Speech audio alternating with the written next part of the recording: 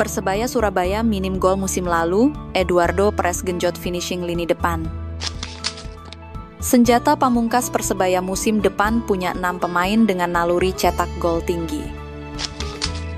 Gara-gara datangkan Milos Rajkovic dan Mihailo Perovic, Persebaya jadi sorotan media Montenegro. Mahmud Eid dipastikan tidak bakal gabung Persebaya lagi, sekarang diincar klub Brunei. Paul Munster masih punya kenangan bagus dengan mantan anak asuhnya Hernando Ari. Eduardo Perez genjot finishing lini depan. Persebaya Surabaya datang ke Super League 2025-2026 dengan tekad membenahi lini depan yang tumpul musim lalu. Hanya bisa mencetak 41 gol dalam satu musim jadi tamparan keras untuk klub sebesar Persebaya Surabaya yang finish di posisi keempat klasemen.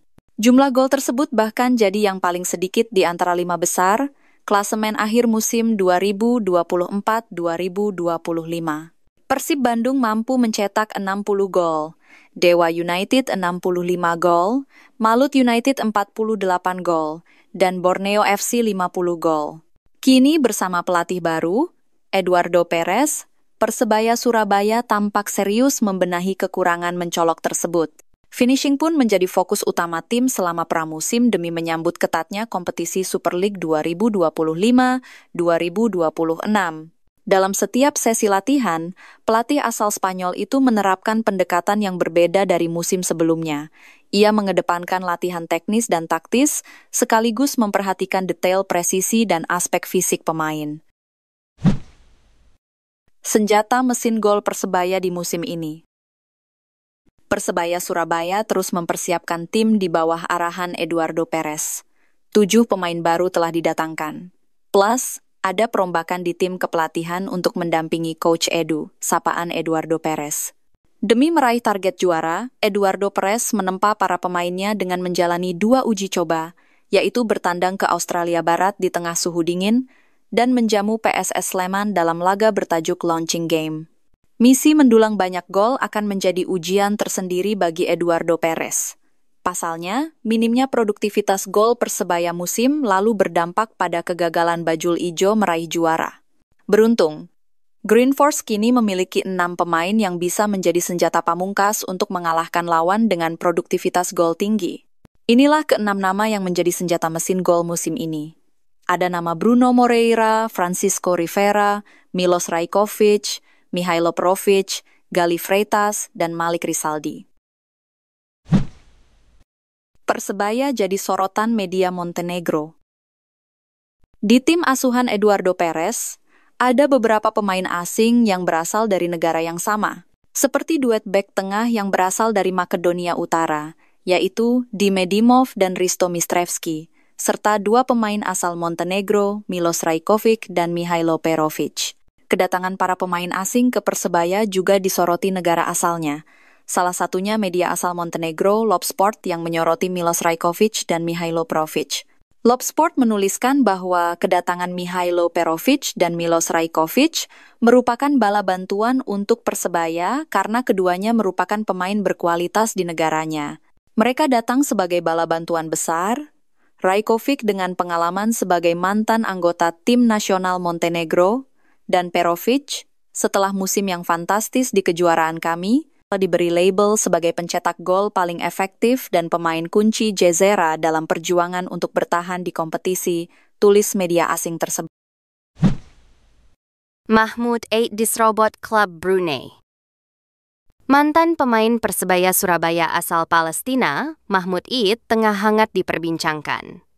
Setelah sempat santer bakal dibawa pulang Persebaya Surabaya, hingga kini, Mahmud Eid masih saja nganggur.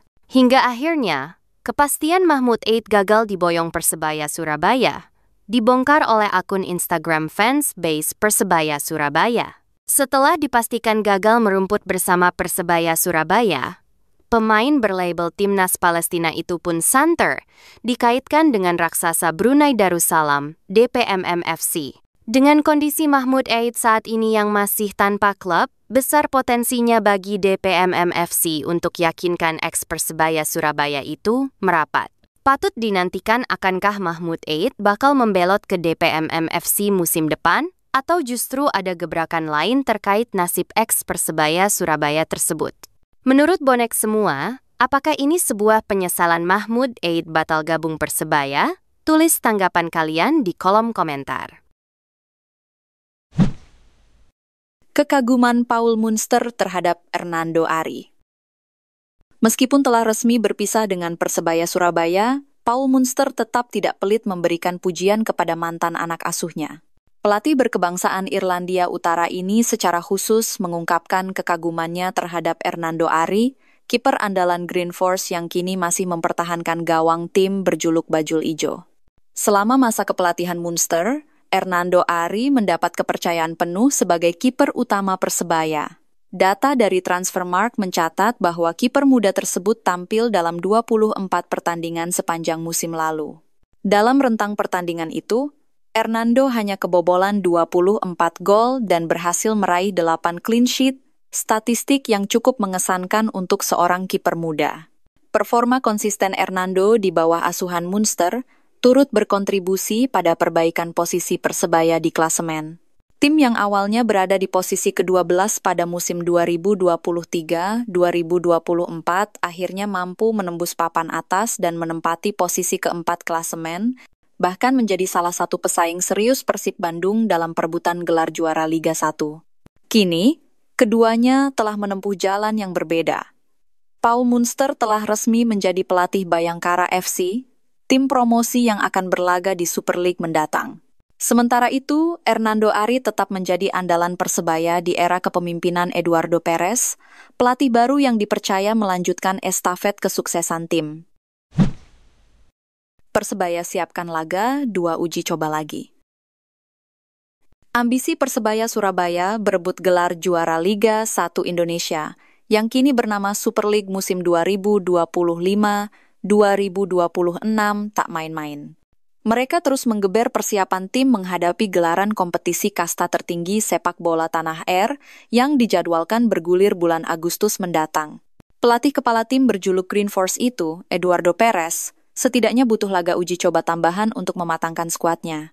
Pelatih asal Spanyol itu menegaskan pertandingan tambahan bukan sekadar formalitas, melainkan bagian penting dari proses rotasi dan penguatan skema permainan.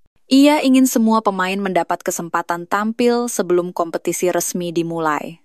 Rencana penambahan laga uji coba skuad Green Force tersebut mendapat dukungan dari bonek dan bonita, supporter fanatik Persebaya. Risto dan Daim di Move belum temukan chemistry. Persebaya Surabaya musim ini terlihat serius dalam membangun tim untuk Super League 2025-2026. Namun, ada satu posisi yang masih menjadi perbincangan, yaitu lini belakang. Setelah 3 kali menjalani uji coba, lini belakang Persebaya Surabaya masih belum bisa diperhitungkan. Risto Mitrevski dan Daim Dimov belum menemukan chemistry yang tepat. Manajemen Persebaya Surabaya mungkin perlu mencari pemain lini belakang baru untuk memperkuat tim. Ada 2 saran terbaik, yaitu Matthias Mier dan Kleberson Martins, pemain bek yang saat ini membela PSS Sleman. Duet Risto Mitrevski dengan salah satu dari 2 pemain tersebut mungkin dapat membuat lini belakang Persebaya Surabaya lebih kokoh. Apakah manajemen akan merekrut pemain baru? Kalau menurut dulur bonek, siapakah yang pantas untuk diduetkan dengan Risto Mitrevski di lini belakang? Tulis saran kalian di kolom komentar.